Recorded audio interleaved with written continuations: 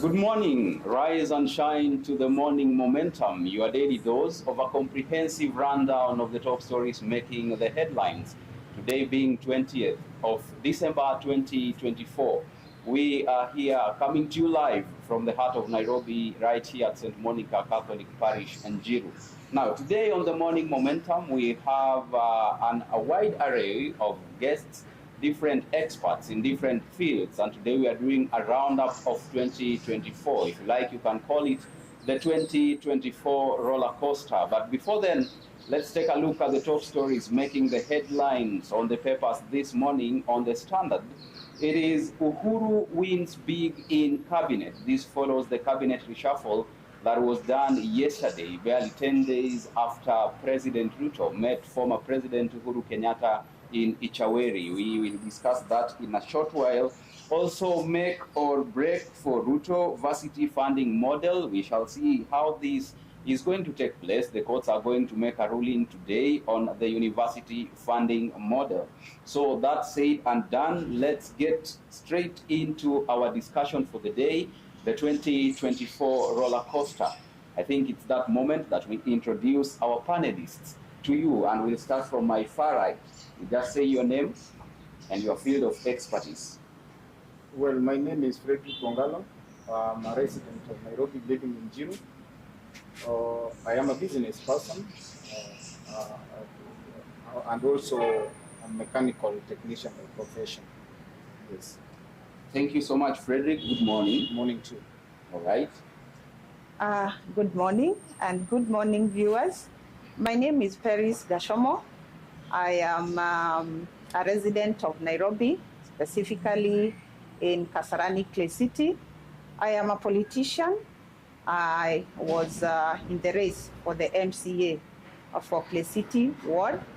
I am an economist by profession. I am a business lady. I am a community leader, and I'm also a church leader. So I'm here, and welcome to the show. Welcome to the morning momentum. You wear so many accolades. We are proud of you. And to my left. Good morning, viewers. I'm Stephen Oluoch, living in Nairobi, resident of Njiru. I'm an accountant by profession, community leader, and a politician. Thank you. Well, you had it all for yourself. We have very beautiful guests and handsome gentlemen in the building. And let's start our conversation where in mid-2024, Kenya witnessed unprecedented youth-led protests against the Finance Bill 2024, spearheaded by the tech-savvy and outspoken Generation Z. Now, this is something that most of us did not anticipate in the way this thing was organized. And now, therefore, my first question will go to Mr. Fred. Yes. This thing was organized in a way we haven't seen before. What is the evolving nature of political activism from where you sit? Well, as you have said, the Gen Z was not expected. The Gen Z revolution process were never expected. No one saw them coming. Actually, whatever is happening now is largely because of the same protest. It caught most of our political players so much unaware that in a way it has determined even the currently, just yesterday, we witnessed a change in our government setting. The president announced new faces into the government, into the cabinet. This is just one of the, one of the outcomes of the Gen Z protest. You know, before, Kenyan politics was being run by the old guards. There are people who are being seen to be the main political players. But all of a sudden, the Gen Z took up the place, and they are continuing to run the political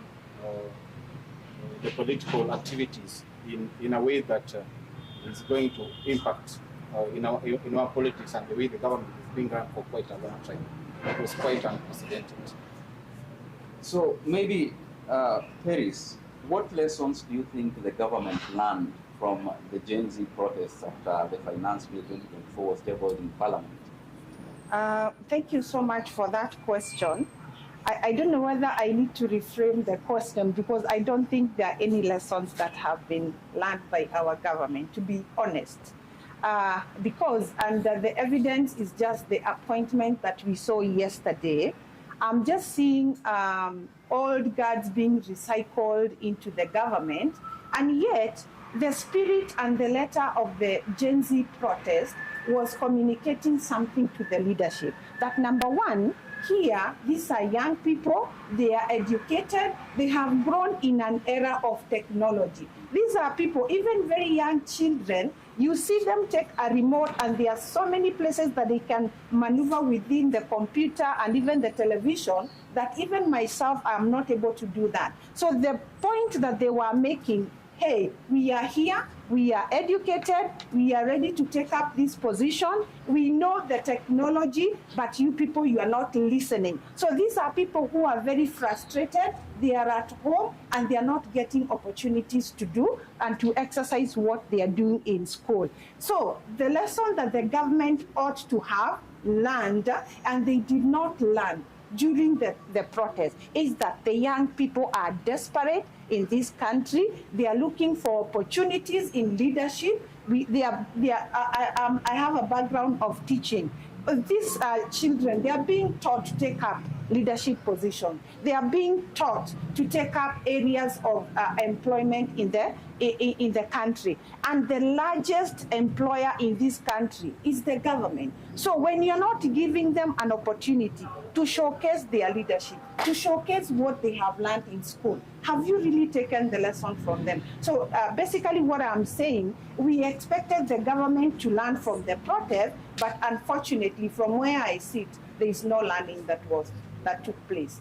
Were the youth justified in their opposition for this finance bill protest, or do you think it is the government that failed in communicating effectively what they really wanted to achieve? I think it's both ways, in the sense that the youths, they are justified in their, and actually I don't know why, from a different perspective, I'm seeing like it is a revolution that is coming up that is global, and it has started in Kenya. In fact, in some places they are saying that we are having reforms that are going to originate from our country. So the fact that the youth and the young people are so frustrated, they are educated and they are so exposed in the technology world, they are craving and they are speaking indirectly that we need this position. So when they see a finance bill that is oppressing their parents who are paying school fees for them, who are getting them jobs in their, maybe in their small and daily hustles, they had the right to stand, because they are saying that the parents were not fighting for their own right.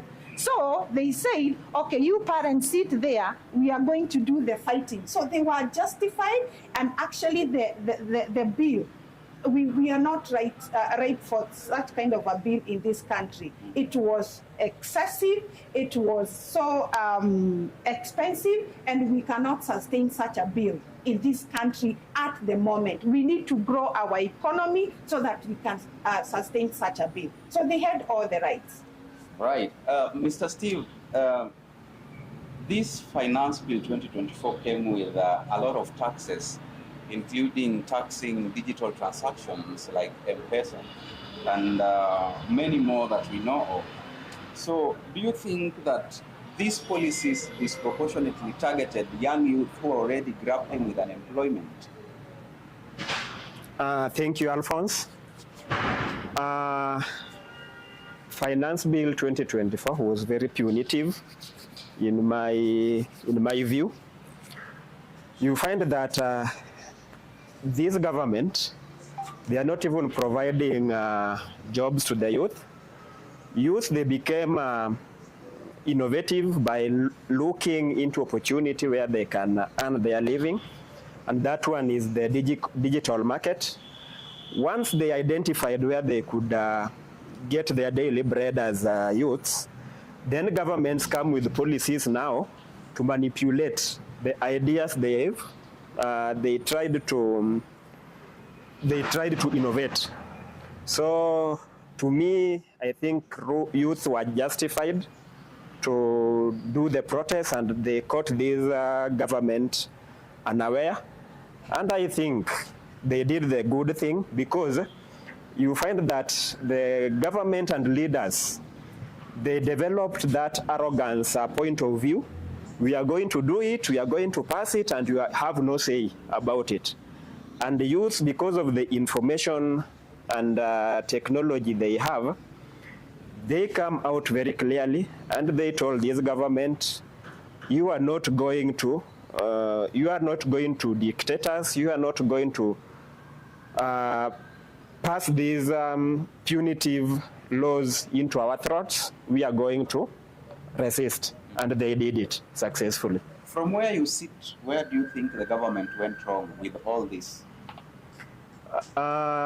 They went wrong, first of all, communication.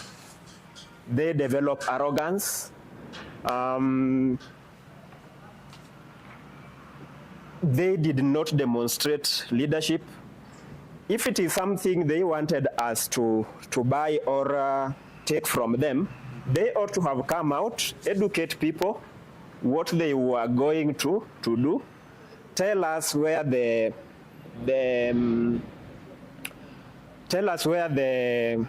shoe was not fitting, so that we adjust. But this one, they just come as leaders. They decided and they told us they are going to pass it without even considering what the larger community or larger people, the people they were leading, were talking about. Mm-hmm. All right, let me throw the ball this side now. Yes, yes, Why do you think these protests escalated countrywide, and what do you make of the leaders' remarks at that time? There was, I think, a lot of thorax from our leaders that we shall pass this bill, whether you like it or not. What do you make of that? Oh, well, Alfonso, you know, the protest came at a time when already the high cost of living was felt largely all over the country. At that time, there were levies like the housing levy. The housing levy was disapproved by most Kenyans, of course, countrywide. Mm-hmm. Now, when the finance bill came, the finance bill was going to burden the citizens more further. Actually, this is what accelerated, what made it to be widespread countrywide, because people were, the high cost of living, people were beat, oppressed, people felt it all over the country. No one was safe at that particular time. And as far as maybe its impact was that most people felt that the government was not listening at all. There was a lot of disobedience in court. There were several cases in our court that were supposed to there were so many cases people felt where the government did not respect, like the finance bill when it went to court through this guy called Mutata. The Mutata took a case against the government to the court on the house levy. He took this case of the finance bills, and when they were passed, the court went ahead, the government went ahead to disobey the court orders. So it is like the social media also was another factor that helped spread the disobedience, the protest. The youth, you know, currently the youth are so much in social media, the TikTok, the Facebook, the WhatsApp groups, you know. These are the mediums that the youth were used to actually mobilize themselves into organizing this protest. So I would really appreciate what the youth did, especially in social media, and we are still not out of the woods yet. In an event that maybe, because of the appointments that we guys are witnessing at the moment, they continue, then maybe the same protest can come up again. Maybe if I answer your question, you can. All right. Let me ask this, Peris. Yes. Moving forward from the lessons learned during the Gen Z protests, especially on 25th June, where they managed to get into the parliament building, touched a section of it, and this is a demographic that is huge in our country. It is the biggest, actually. what are some of the engagements, avenues that the government can use to ensure that, they don't make the same mistake again moving forward? Thank you, Alfonsoh. Before I answer your question, I would also want to add something to the previous question. The country, 2022 came very soon after we had experienced a pandemic in this country in the name of COVID-19. And I remember in that year, the President Uhuru Kenyatta, he declared a relief for the people. And in fact, there was tax measures that were given to people in employment so that they can have some more money to take care of some of the bills and unexpected expenses. And this money came from the emergency fund that our government always have. Secondly, 2022 was a year of elections. And elections, they come with a very huge budgetary allocation. So when a country has gone through two major issues that are affecting the finances, I don't think it was the right thing to do to come up with a finance bill that was so punitive, and it is coming back to oppress the same citizen that were already oppressed by the two issues that I have talked about. Political activities, they cost a lot of money in this country. The COVID-19, so many businesses went down, so many lives went down. So we were in a recovery season. So for me, from where I stand, I think the government of the day should have started with helping the people recover from the aftershocks of the two issues that I have talked about, among us many others. So it was too ambitious for the government to come up with such an elaborate finance bill that when the people are looking at it, it is very oppressive. So for me, I think that was not good. Now, concerning the Gen Z protest, as I said earlier, I don't think the government has really gotten the spirit behind this protest. This is a cry that the young people are telling the government, hey, we are here, just like you have rightly said, we are the majority in this country. We are taking up from our parents. We need to be empowered. We are the fathers and the parents of tomorrow. So just empower us by giving us opportunities to work, like the tax measures that Fred has already talked about the little hassles that young people are coming up. Just like Uhuru Kenyatta put a relief on that year of COVID-19. I believe when a government wants to enable a citizenry, they can put up some tax exemption measures so that they can grow the talents that are coming up. But when you are just coming to tax immediately a sector that is not fully developed, you are actually killing that sector. So for me, what I would advise the government, please take a step back. Go back to the boardroom.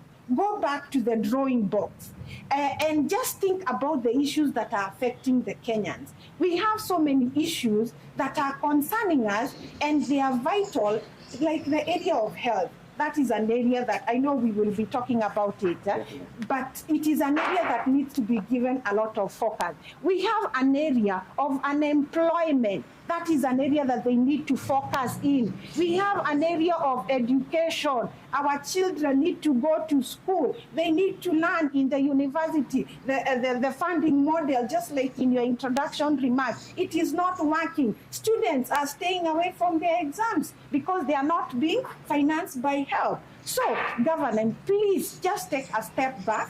Go back to the boardroom, rethink again, and when you are thinking, please listen to what the people are saying. Ground inasema nini? Ground inasema ni kubaya, hakuna pesa, there is no money in circulation. Please go back and plan again. Do not come up with other policies that are going to be punitive even further to the Kenyans. Please rethink. And number two, consult widely. I was very disappointed to see the kind of appointments that were announced yesterday. Does it mean that we do not have new faces in this country? Alfonsoh, when I look at you, You look like somebody who can be a CS, if not a PS, you know? Can't we have new faces in this government? Why is it that the government of the day is always thinking about themselves? They are thinking about 2027. We need to live today before we can live in 2027. Please, let us see some new faces of people who can inject new ideas into the policies that are going to drive this country into the future that we are looking forward to. Okay. Speaking of the cabinet reshuffling, this is the third cabinet President Ruto is having in less than 3 years, definitely. And it also came just 10 days after he met the former president, Uhuru Kenyatta. The Standard has highlighted it this morning as Ichaweri harvest. Mr. Steve, from where you sit, what do these appointments signal about President Ruto's administration? This administration, according to me, this is it is a clueless administration, because we've just talked about the Gen Z protest. The Gen Z protest was about leadership. Recycling these leaders is what we don't want to see. The Gen Zs communicated to this administration whatever they wanted to see. Until President dissolved the entire government. When he came up with the second government in place, we thought we were going to see changes, but he didn't learn from the protest. What he thought that by calling the old guard's friends, leaders like Raila, leaders like Uhuru, around to him, he thinks that now he's solved the situation, thinking that this Gen Z, they still believe in what we call in tribal cocoons. These is people who have communicated to you and they've told you they are tribal-less, they are leaderless. So what this administration ought to have done is that they could have brought the new faces, or if not old, or if not new faces, could have brought the faces to mezoea kuona, but wakue watu competent. So tell me someone like Murkomen in Interior. I think this government is very clueless and ladderless. All right. Now, Mr. Fred. Yes. If I may ask, what do you make of the scenes that have been transcending since President Ruto ascended to power? When he went to power, a majority of Kenyans knew they were not in good terms with the then president, Uhuru Kenyatta. The same thing was happening with the opposition leader, Raila Odinga. But over time, it looks like he's trying to bridge the gap between him and these renowned leaders in the country. Is this a political strategy to win Mount Kenya back? Well, Steve, I think even Ruto himself, he does not really understand what is happening, because Ruto's ascending to power was largely out of, he was fighting the, how do you call him? He was fighting these families, The dynasty. the dynasty, put it that way, the dynasty. In fact, that was his campaign platform. Ruto was fighting the dynasty. It was Ruto against the dynasty. It was very clear. Right now, if you can see from the appointments that even he did yesterday, because he had already pocketed Raila some time back when he appointed his cronies to the government. Yesterday, the last 10 days he met Uhuru. Yesterday, 3 Uhuru allies have been appointed to the government. That means Ruto is like he's eaten his words. He's done the opposite of what he was elected on the platform on which he was elected. So I don't think Ruto himself even understands. He has no control of the current administration, and I don't think he also has control of what will happen tomorrow in Kenya politically. Because I expected Ruto actually to run this government independently. But from the current development, Ruto isn't managing this government independently. And there is something that I really wish to add. If you could, you were in Kenya during the Kibaki administration. Kibaki came to power in 2002.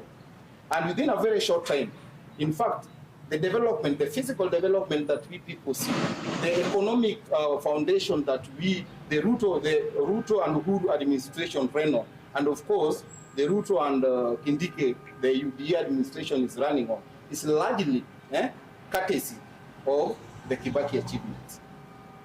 When Kibaki came, I don't think that at that particular time, the economy was worse than when Ruto came to power. We expected, and Kenyans expected, that maybe when Ruto took over, within a very short time, we could be able to actually feel the impact of some economic developments. People will really feel that they have money in their pocket. But this is what this is not happening at the moment. People are feeling so much empty financially. There are no jobs, there are no opportunities, there is no money in our pocket. So I will really give credit to the Kibaki administration than I will give it to Ruto administration. Ruto has no control, and I don't think we can rely so much on him going forward. He's not a president of his own. He's a president that is bringing back people who at one particular time he so much opposed. Yes. Peris, why do you think we haven't seen a change in how these appointments are made? Most of the times in different administrations, we see same familiar faces that are always revolving around the political scene. We have never seen new names or new faces. There are people we know that get these cabinet appointments or ambassadorial jobs. Why haven't we seen a change in how these appointments are done? Thank you once again, Alfonso, for that very good question. The reason why this administration was overwhelmingly voted into power is because, just like you have rightly put it, people are yearning and they are craving for change. And they saw the change in the way that the Ruto and his campaign strategy was packaged, and we had a lot of hope. Because I remember we used to have political forums, economic forums that were carried out across the country, and the manifesto was so beautifully done, and they were explained in a way that people were resonating with it. And one thing I remember I had really was looking forward to implementation is about empowerment of the lower cadre people, the hustler empowerment. That was a very good move for this administration. But when I look back, I am not seeing that hustler fund, for example, working in this country. And when I look back from where I sit, I think our greatest undoing is our planning. It all starts with planning. When you do not have policies that are going to run and to guide whatever project that you are going to engage in, that in itself, you have failed even before you start. So the ideas were very good. But now when these people got into power, things changed. And I'm surprised that the same thing that we were not happy about the previous administration is what is happening in the current administration.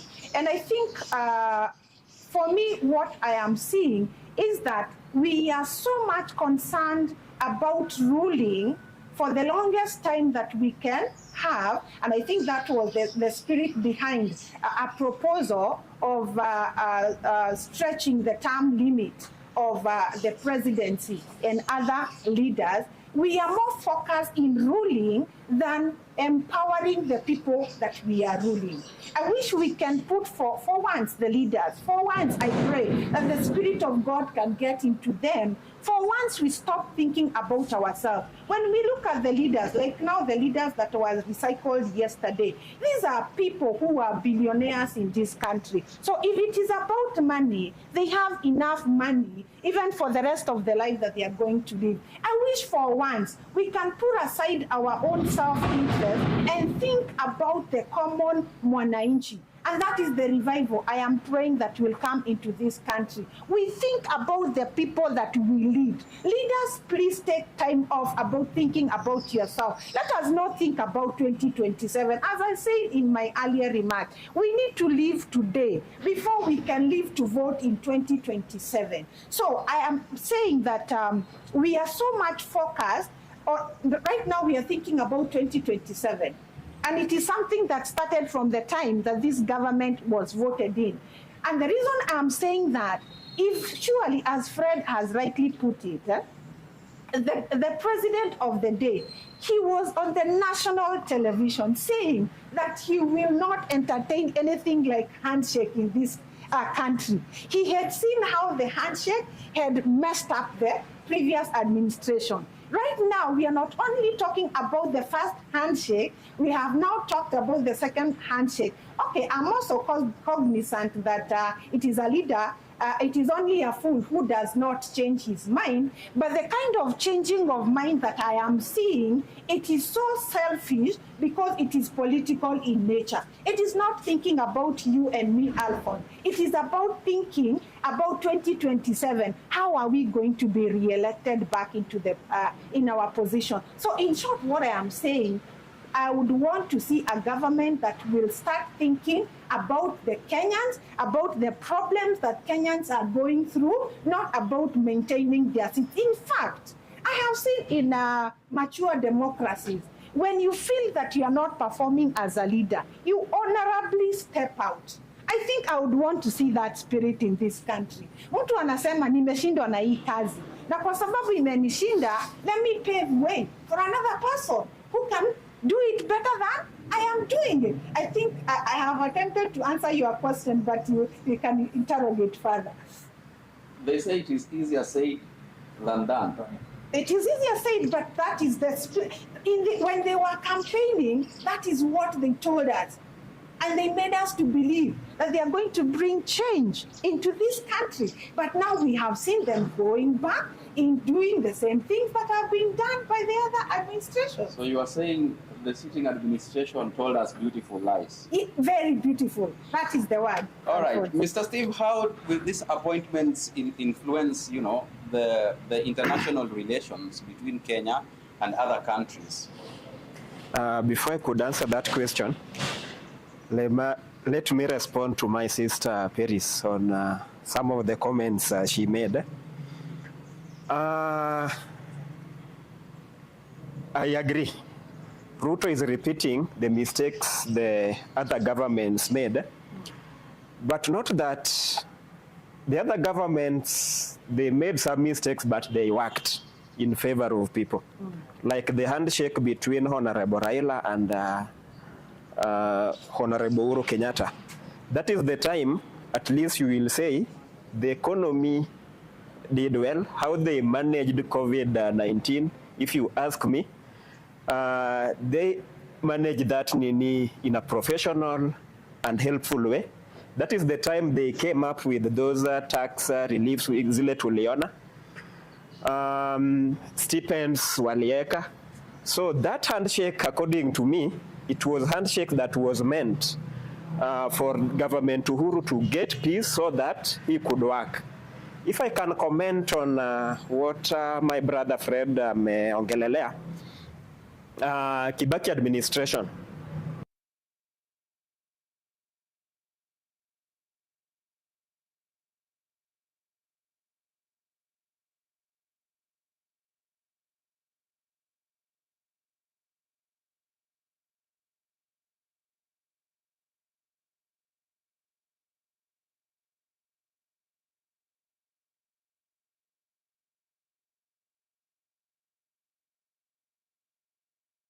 Tumetenda, tutafanya.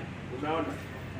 With President Kibaki, what he was doing, kukaa chini kwa ofisi, kupanga na kufanya. You will just feel the effect.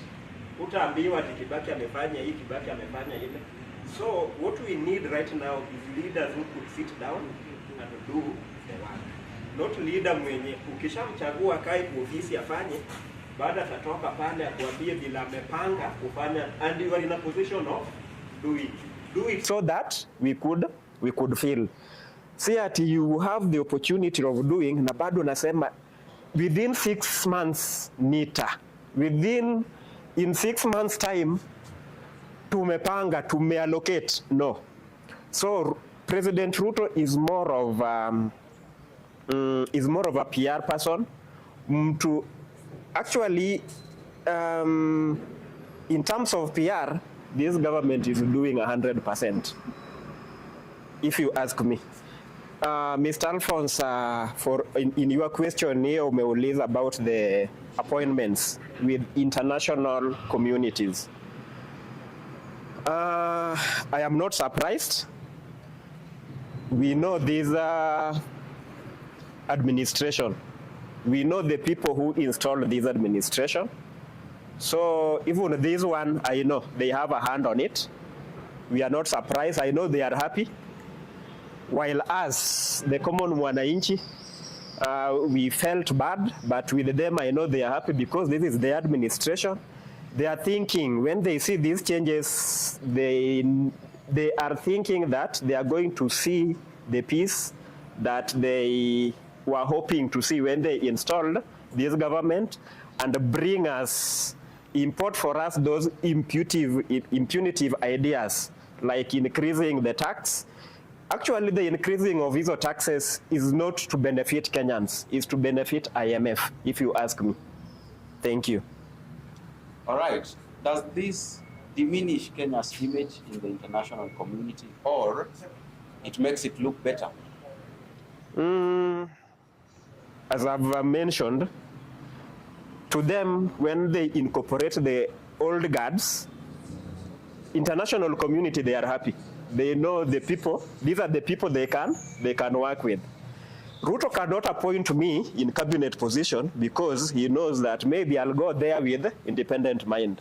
When he's appointing someone who has worked before, you know this is a person they can twist, wanaweza kunja, anaweza ambia kitu nafanye nini, afanye.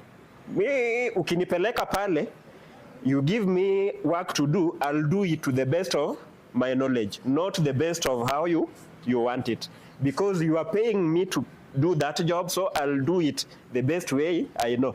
So they cannot risk to put me there because they know they might not manipulate me. Well, Mr. Fred, the public has noticed the regional bias in these appointments. If you saw how social media was yesterday, is it a fair criticism, or it's just the reality of how the political landscape looks like in the country right now? Well, I don't think it is unfair. You know, political appointment like the one that were done yesterday, that one is done based on the political involvement, political input of all the regions, all the players that are involved. I would say that Ruto was supported so much by the central region. And you know, the other day, Wachera, who is one of their own, was impeached. And Peninah was given the slot. The Kikuyus felt that in a way they were treated unfairly by the impeachment of the former vice president. Now you realize that in the yesterday's appointment, they were given 3 more slots, in addition to the slots that they already have. Personally, because I am a Luo, all of us are tribal, you know, by birth. I will not really feel that it was not done fairly. To me, it was done fairly. Ruto was just being realistic politically. Yeah, it was just being very realistic politically. And those who are complaining, they have a right to complain. But then, at the end of the day, it is about self-auditing.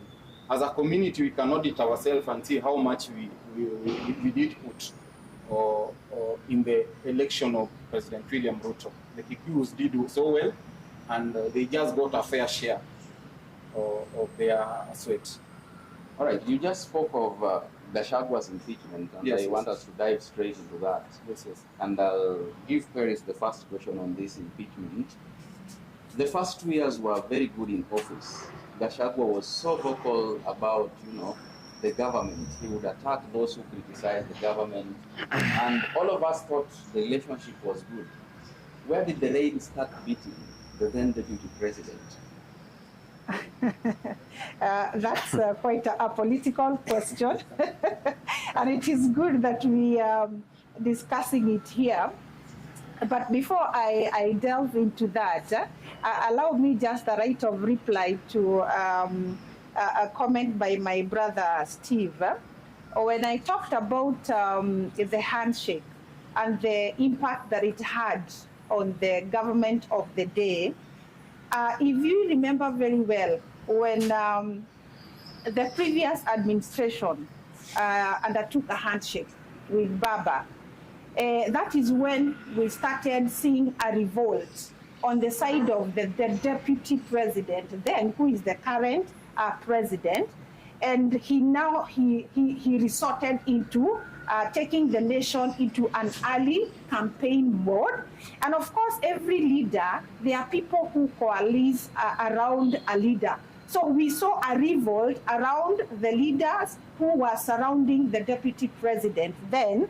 And that is when I remember we started having phrases like kutangatanga, people are not working. And these are people who are paid and they were rightfully elected by the Kenyans so that they can work for them. So from where I stand as a voter, and also as a Kenyan, I think that was not healthy. There was a better way of making the government work without necessarily getting into a handshake with a team that were already defeated in the election. But I rest that case. Impeachment matters. When Gachagua and the president came into power, they almost went through the same episode like the previous administration. I remember how President Uhuru Kenyatta and his deputy William Ruto, they would wear the same color shirts and ties, and they would come out, the PR before the TVs and before the people. They were so united. We never knew that at one point they would have issues around them.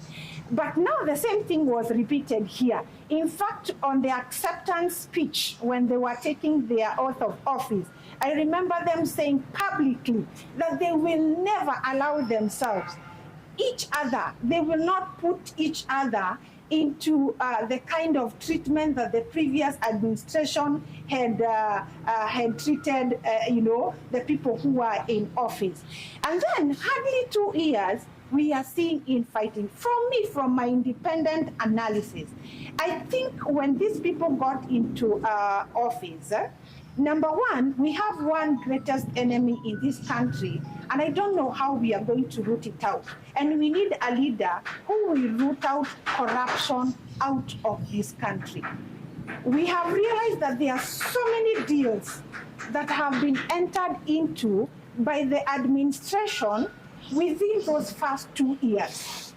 We are talking about Adani, we are talking about Shah, we are talking about basically every sector and every department is coming up with a project. As I said earlier, it was economically unhealthy for a country that has gone through some recession economically to be so ambitious in terms of project. I think that is where the rain started beating us. Now, as I said, every leader, they have people who coalesce around them. There are those people who felt that the deputy president, Gachagua, that he was not being treated well, maybe in management and execution of this project. Then there are those who are coalescing around the president. They also wanted to be part of this project and this a project that we are talking about. So, of course, you as a leader, you would speak out where you feel that you're not being treated well. And that is when the former deputy president started talking that I'm being shouted by people who are close to the president. They are not respecting my office as the deputy president. And he started demanding for that respect. And I think that is where their relationship started now dwindling, and now we found ourselves that even an impeachment that was so costly, we have unconfirmed rumors that are going on in the social media that the impeachment costed the taxpayers of this nation 95.7 billion to take Gachagua home. When we have an economy that is struggling, I want to believe that that is a lot of money that would have been sent to fund the university students who are staying at home and they are not sitting their exam. So I said that for me, the rain started beating us when leaders started pushing and pulling from their own side. And they are not thinking about the Wanjiko. They are not thinking about the common mwananchi. So when a leader shouts and he's fighting for the issues of the common mwananchi, then he had to be sent home. That is what I observed from that. All right. My director is telling me that we need to be winding up, and we still have a lot to discuss. I think we need to do a part 2 of the 2024 Rollercoaster. We've just done, I think, 3 stories. And we still have a lot in store. We have not discussed the child rollout. We have not discussed the livestock vaccination, which is now sparkling reactions across the country, and many more. So let us sample a few feedbacks that we are getting from those who are watching us right now. Let's see what you're saying. So, the finance bill was a double-edged sword. It may have aimed to boost the economy, but it's stifling the future. It was stifling the future of young people.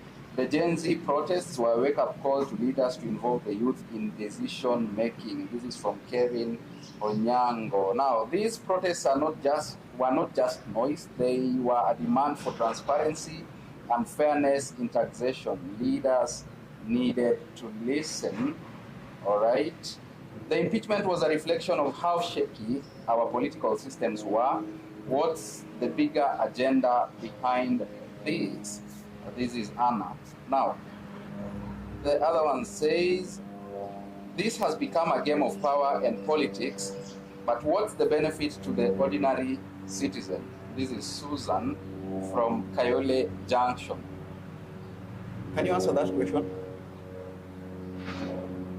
This has become a game of power and politics. This, I think, it's in regards to what happened yesterday. Okay. She says it's a game of power and politics, but what's the benefit to the ordinary citizen? If I may answer that, Susan, the answer to that question is that it has no benefit to common mwananchi. It benefits the people who are elected and the tribal cocoon they think they are serving. All right, thank you. We have so many, and now we have to end. I'll give each of you a minute maximum to give your final remarks, and then we plan for part 2, and then we'll let you know definitely when we are having part 2 of the 2024 Rollercoaster. So we'll start with Fred. Yes. Final remarks. Okay, my final remarks is that with the impeachment of Gachagua, I think it is high time we start a conversation whether we need a deputy president or not. That is a conversation that Kenyans need to have, because I'm not seeing where we need actually the deputy president has no portfolio. That is first. Then secondly, in the manner that Gachagua was impeached, it was so simple that we have never even witnessed an impeachment of a MCA, leave alone even an MP. If you could impeach a deputy president in the manner that Gachagua was impeached, it is enough ground for us to start a conversation whether or not we need a deputy president. Really, we need a government that is predictable. As we speak today, our government structure, our government is not really predictable. People will shy away from performing according to the best of their ability. Thank you. Peris? My final remarks is that as a country, we are going through a very hard and tough period economically, but I want to encourage my fellow Kenyans. Let us not give up. revolution doesn't come easily. And as citizens of this country, we have a right to demand for accountability, transparency of the money that we give the government, because we are the taxpayers. So my fellow Kenyans, I want to encourage you that let us keep on speaking out when we see things that are not working right, like the new appointments, which are very selfish in nature. Let us not keep quiet. Let us keep talking in the churches. I am happy that I'm seeing the church leaders, they are now coming out very actively. They are condemning whatever is not working in this country. Even in the social media, the young people, let's keep on shouting. We know one day, one time, revolution will come home, and I know we will be happy. So let us keep strong. Viva Kenyans. Let us continue fighting for this nation. Thank you so much, Mr. Fred. Thank you, Alfonso. My last shot. Ukiona mwenzako ananyolewa, chako tia maji. Our dear President Uhuru Kenyatta alituambia, and I think he communicated to us all, this is a person I've worked with, namjua. Hii direction tunaenda ni mbaya, but hatukuelewa. So sai, sisi kama wananchi, nitaomba tu, we have the right na uwezo ya ku change whatever is happening right now. To be frank, things are not working out. From SHA, vaccination ya cattle, it is being forced upon us. They need to educate us why they are doing it.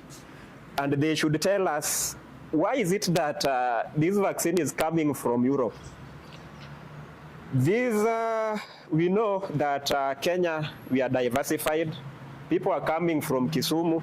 And the diseases for cows, zile zenye ziko, we have different different diseases from different regions. You will find that Nyanza will battle different disease for cattle. Another region will battle a different disease. Why is it that now the Europeans, they are seeing Kenyans, they are going to have foot and mouth disease. They are bringing us their vaccine. I am against it. I know it is a ploy to create something that is going to have ripple effect on the consumers, not only the wafugaji, but ripple effect on the consumers of the products like milk and meat. So, to me personally, tuikatae. Let's reject that vaccine. Thank you. All right. Thank you so much, Steve. Now, thank you so much for choosing to stay with the morning momentum. This morning we were discussing the 2024 Rollercoaster, and we have not explored a lot of the things that happened. So we definitely must have a part 2 of this, and we shall have a more candid discussion on the remaining topics. This morning with me in studio was Mr. Fred, from my far right, Madam Peris, and lastly, Mr. Fred. So we appreciate your feedback. We appreciate your time. Thank you so much. Have a beautiful Friday. And we look forward to seeing you again on the 2024 Rollercoaster Part 2. Thank you so much, my guests, for making time. We Thank you. Appreciate it. Thank you. Now, you have a beautiful Friday. Bye-bye. Bye.